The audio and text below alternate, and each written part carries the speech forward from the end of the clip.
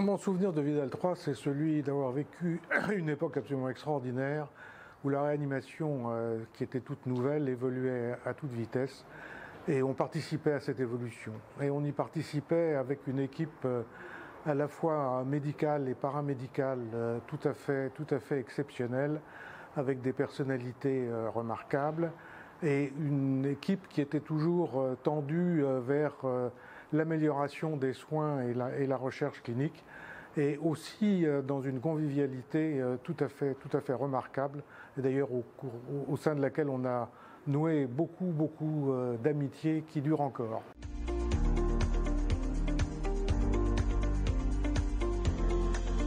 J'ai exercé comme surveillante générale à Vidal 3 de 1985 à 2001. Mon objectif premier a été d'améliorer le quotidien. Il était nécessaire de remplacer les lits par des lits électriques facilitant la manipulation et le confort des patients. Les locaux avaient besoin de rénovation, ce qui a été réalisé progressivement. Et surtout, le matériel de soins avait besoin d'être remplacé par du matériel à usage unique, ce que nous avons réalisé également.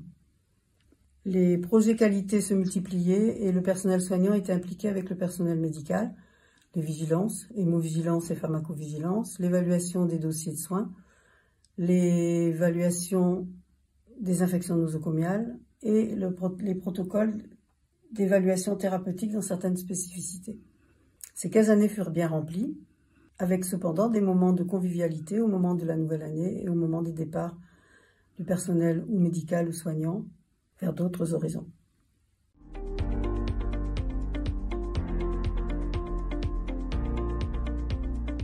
2023, 60 ans de fonctionnement à Vidal 3.